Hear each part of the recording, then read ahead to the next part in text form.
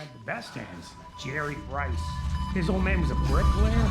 He used to throw him bricks instead of footballs. You know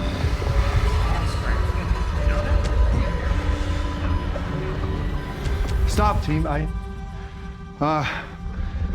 Team, I need to step out. I'm so sorry. We're gonna have to postpone that surgery. I'm not feeling so well. What? Hey guys, it's Jim Halterman, and I'm here with Teddy Sears, one of the stars of NBC's Brilliant Minds. Hi, Teddy. Hey Jim, how you doing, man? I'm doing well. I'm doing well. This is cool. This is the follow-up to what we did, not a follow-up, but like a part B to what we did last season. It's our annual Brilliant Minds check-in. That's what we'll call it, because hopefully we'll do this for many more years to come. I hope so. Yes, sir.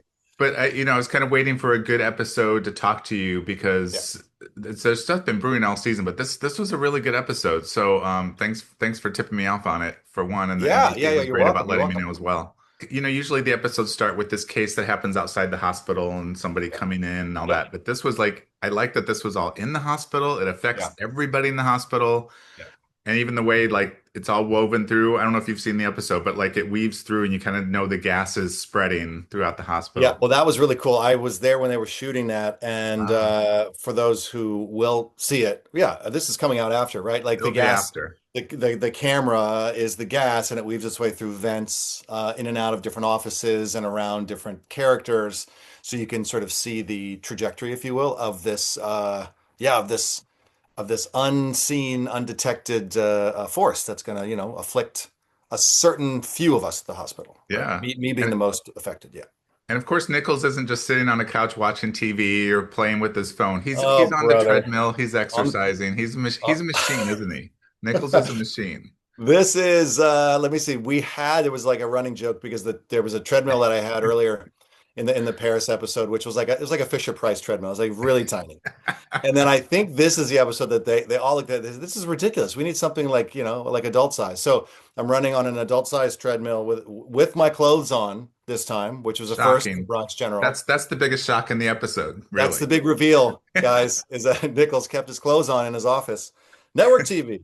No, but you're right. There's running in the office and heavily breathing in said toxin. There's the carbon monoxide leak in the hospital. Yeah. And we get a little bit of dialogue where he's talking to Carol, I believe, and basically saying he wants this job. He's been an interim chief. Yeah. And now he's going to be talking to them about being the permanent chief. And this is something Josh wants. This fits into his plan, right? He's got. Word is the board's about to vote whether to name me the next chief. No more interim, just chief. Hey, well, that tracks. You got us through January, our busiest time of the year, without any issues. Who was the leak? Silva. That also tracks. Oh, Carol, I really want this. It would mean greater security, flexible hours, everything I need if I'm going to settle down and start a family. With Beau? Yep. And Josh, to your point, Josh is very ordered. He's very structured. There are plans and there are, if he could draw it up, it would be linear, and these things are not often linear. But yes, to your point, he's very bound and determined to shed the interim distinction, moniker, whatever. He wants to be permanent chief, and he's hearing that the board is meeting. Yeah. And we sort of get a little insight into where it fits into his plan and the type of man Nichols wants to be outside of the hospital. And that, of course, has been sort of brewing all season as well. Yeah. Yeah, and I have to say hats off to Michael for creating a character in Beau that's really hard not to like. He's so likable and nice and just nice looking and all those things. Yeah. And so it's as a viewer who wants to see Nichols and Wolf kind of get back together, you're like, but this guy's also not bad. What's your take on that? It would be very easy, and I think it would be very, lazy comes to mind. I don't know if it's that harsh a word, but to draw up a character as an antagonist to the sort of Wolf Nichols of it all, that would be, yes, I just think it would be too easy to make that person unlikable. I think the thing that's great about Beau, played by Marco Pigozzi, who's a fantastic Brazilian actor for those who haven't caught up yet. He's excellent. He's very likable. He's very charming. He's very kind.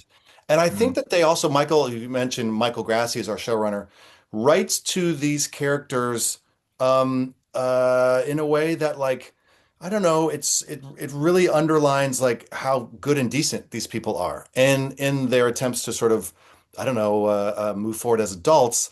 It's Yeah. not so easy as like, uh, me good, you bad, us not working out. Like that's very caveman, right? But like, no, it's human, it's nuanced. There's so many wonderful qualities to this Yeah. person, and I think it makes it easy to see why these two fit. They're both Totally. neurosurgeons. They're both driven, ambitious, and they're both probably very similarly structured, oriented. Right. And yeah, and what's not to like about the guy? That's That's true. he's been a great addition. Tell me about playing the progression of Nichols' health because you start seeing him kind of being a little woozy in that. But it's almost like when you play drunk, you can really go way too far with that kind of stuff. So how did you Yeah. find how to play what was going on with him when it's all internal? You don't really know what's going on. Yeah, I'll say I haven't seen it yet, so I don't know how it all came together, but I Mm. leaned really heavily on our med tech, for lack of a better way to describe her, Megan. And Megan has seen it all, done it all. She had a long career as a nurse, and now she helps us through everything we need, medically, from the pronunciation to how would someone suffering extreme carbon monoxide poison present? And Yeah. it's a range of different things. Like, every drunk sort of is their own unique version of Yeah. drunk. These characteristics are varying degrees of wooziness, of lightheadedness, of chest pain, of disorientation. And so I had free range to find it. Yeah. And certain takes were maybe a bit more pulled back than others. So, like I said, I'm curious to see how it all cut together. But I think Yeah. at the heart of it, it is internal. We don't really know what's happening internally. We just see the physical characteristics, the physical manifestations of this carbon monoxide poisoning show up, and I just decided to, I literally just decided to stumble my way through it, not like literally, but metaphorically, moment to moment. Maybe in this moment it's there's a lapse. Maybe in this moment, there's a Yeah. little bit of I'm trying to shake it off. And so I hope it turned I hope it It, turned out it, well because I played a yeah. lot in there. Yeah. It totally works. And there's a point when he's in the operating room and he has to step back. Yeah. And Yeah. there's a kind of an extreme close up with the Yeah. camera. And I think Yeah. they do something it's to kind of convey that he's like not good in his head and Yeah. stuff's going on. There So was a very special, it was a very special shot. The camera itself is shaking, very yeah, subtly shaking, yeah, and then I'm shaking as well. I'm trying to shake it off, or I'm blinking really, really hard, and I'm trying to, I yeah, think, process what's happening. And I think the thing that they really wanted to lean on in that scene is that this is a guy who's unflappable in the OR, and so yeah, for him to catch himself in this position, he needs to walk away to take a moment. Doesn't want anyone else to see that he's a human being and feeling a moment of weakness. What he thinks is just a moment of weakness.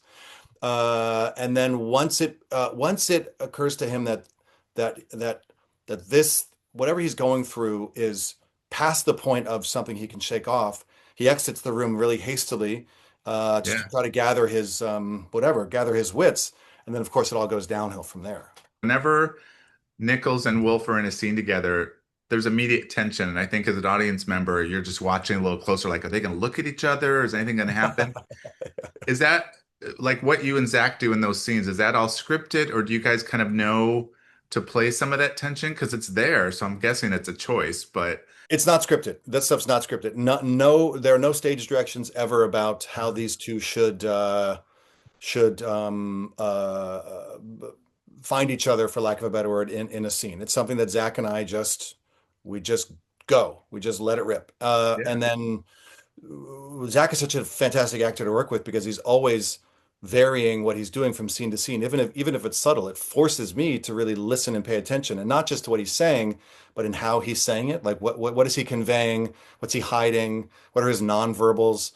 And there is a tension because these two have to still work together in a professional yeah, environment, and yet I know where he stands as far as his feelings go. I'm seeing someone. I really hurt his feelings when I told him what was happening with this new yet former relationship back in my life. I know I hurt him, and yet there's still an undercurrent of tension, and yet these two are still drawn to each other Yeah. Personally, I mean, professionally they have to, but personally, there's still sometimes it's magnets that repel and sometimes it's magnets that are drawn to each other. Yeah. But to circle back, no, none of that is scripted out. There are always looks, there are always things to play with that I think we have a lot of fun searching for when we have these scenes together. Touching on what you brought up earlier. So once Nichols is down for the count and he's kind of in a hospital bed, of course, the Yeah. shirt comes open. I laugh not because of the scene, but I just laugh because I'm like, I'm sure Teddy's like, does my shirt really need to be open? But of course it does. It was so funny, Jim. We were talking about this. So I'm in a gurney and I'm receiving oxygen as one who would have carbon monoxide poisoning would do. Once you have, if you're able to be oxygenated, it's that can, the word's escaping me, like displace the carbon Okay. monoxide. And there was a discussion. I still remember, we're standing around and we're trying to figure out like, oh, you would be unbuttoned here, and there's a later stage direction where like I'm supposed to be unbuttoned by another doctor, and Zach's like, babe, he leans in, he goes, babe, it's network TV. Just undo your shirt. And so Zach really was like, and he, a couple buttons, and he opened it up. He's like, show the ladies or something. It was something really funny. So Yeah. once we landed on the shirt's open, like it was number one on the call sheet who made the final. Open your shirt, bud. That was Zach. But I would say, and I haven't been keeping a strict tally, but I would say the number of shirtless scenes between you and Zach, you're definitely weighing it down. Well, Zach took it off in the pilot. Like he comes out of the shower Yeah, or something. He's in the locker it's room. been And a I don't know that while. we've seen it It's been since. a while. It's been a while. Give the people what they want. You know? Incidentally, we just finished episode 17, and I don't know what's coming, but I would feel pretty secure about my shirt staying on the rest of the season, but we got three to go. So never say never. I want to go back to I can't remember which episode it was. It might have been 210 or 211 when we find out that Josh has not told Bo about his past relationship. Yeah, yeah, I know. Why has he done that? In that moment, I feel like it might have been 212. Okay. I think that was when we meet him. He comes into the office and he Yeah. says, ready for dinner, etc. And I met your colleague Wolf. To me, that was a panic lie. This is not for a guy who likes order and structure. I think he was thinking, what's the quickest, easiest way through this? And let me just. To me, it's like I was like, oh, I read this and I thought, well, that's not a very adult thing to do. And I think he's reasoning his way through this whole thing with Wolf, which is, oh, last season it was just a passionate affair, but there were, I don't know that there were any real feelings there, or I think he's trying to simplify something that was anything but simple. And in that moment, I think the panic, I just think it was a bit of a panic lie, and let Yeah. me because it's followed up by episode 213, I think, is when he and Carol are talking. And Carol said, Josh, you have to tell him about your relationship with Wolf. And I was like, Wolf and I didn't have a relationship. Like I think what happened with Oliver defies sort of his idea of where things fit in neat, sort of tidy boxes. And it is something he's going to have to address. Besides, I don't actually anticipate there being any problems, except how's that other storm cloud? You mean Wolf? Yes. Like you said, muscle memory. I can handle him. But I think it also plays into a level of denial, if you will, for Yeah, where things yeah. maybe actually stand, which is a fun thing that we're going to explore for those Wolf Nichols fans out there. We're absolutely going to explore it for the rest of the season. Yeah. Yeah. There's clearly something operating in the deep background. If he's uttering Wolf's name, when he's on the brink, a zone between living and dying, which I think is how they scripted it. Like this is, before the oxygen really comes back and he's rid of the carbon monoxide, he Yeah. looks at the silhouette of this man standing over him and says Wolf's name. What is that? I mean, that's when You you're have to explore that. when you're in a hyperbolic chamber coming out of a carbon monoxide poisoning, you speak from the heart. And that's everything. That's right. That's science. If That's anything could be, science. it's science. If anything could be taken from this episode, it's that the truth comes out. Yes. In the darkest of moments. But that Okay. actually is what happened, and then Josh is asked about that. He's asked about that by Beau later in the episode. Yeah. So the other shocking thing is at the very end of the episode, which for people will have seen it, so we can say, Yeah. and you're not in the scene, but the fact that we realize, or Carol's realizing that Wolf and Sophia may be a figment of Wolf's imagination Yeah. because and that I did gasp. It was a gay gasp for sure. I was like, what? Because I did not, usually I see that stuff coming Yeah. miles Yeah. away because I've just Yeah. watched a lot of TV, but I did not see it coming. So no, I Yeah. didn't see it coming. I think it's a really cool twist. And then, so there's more really cool stuff to come along those storylines. Yeah. So to wrap this interview up, how would you describe what we're seeing in the next episodes in an adjective or two? How would you describe what's to come? Because I know you haven't even finished the finale yet, so you've got a few more to film. But Yeah, and I don't even know what's coming in night. I just got the script for 18, but I don't know what's coming in 19 and 20. okay. Truly. How would I describe the coming I would describe the coming episodes. Let's see. So it's 15, 16, 17. I would say they're electric. I would say they're harrowing. I would say they're heart-wrenching, and I'd say they're beautiful because we begin to really effectively tie our loose ends together that were presented to us as the season opened. And that's everything from Charlie's story, what Charlie's Hmm. doing, that Charlie Porter's doing there, to Zach's stuff, to Wolf's stuff with his father, Carol's stuff with her relationship, Josh's stuff with his will he, won't he. Yeah. Um, and then there's some really cool stuff which we just shot or we're about to shoot in 18 that I didn't see coming that will come and be wrapped up in 20. So I think the long and short of it is even the things that we have seen needing to be addressed, not only will they get addressed, but there's even some more sort of cool surprises that the writers have in store for us as we All right. end our second season here. This Yeah, episode in particular, I feel like really sets up so much that'll just get teed off in these next yeah, episodes. So it's absolutely. And to me, like the sort of the excitement and health of a show, you can sort of gauge by storyline, of course, and but also the guest stars that we get. I feel like the yeah. guest stars that we get say a lot Mhm. about the type of show we are because we attract some really great actors who, I mean, the fact that they want to come play in our sandbox says a lot. Yeah. But they're often given a meal to make out of as far as like, what they have to come to Bronx General and do creatively, professionally on an acting basis. So we Yeah. we get a lot of really great, we're getting a lot of really great people as we come down the pike here, which It's says a been lot. really I just fun. think it's really exciting. That's awesome. Well, it's been really fun to watch. So thank you for Thanks. the Thanks time for to watching. chat with me about this episode in particular, because it was a good one to talk Absolutely, about. man. Absolutely. Well, by the time this comes out, I will have seen it. But this one really stuck out to me because, you know, the doctor becomes patient in a very Yeah. harrowing way in a snowstorm. Uh, it was really, really fun for me to play, and I'm excited to see how it all, cut together, like I said. Yeah. Okay.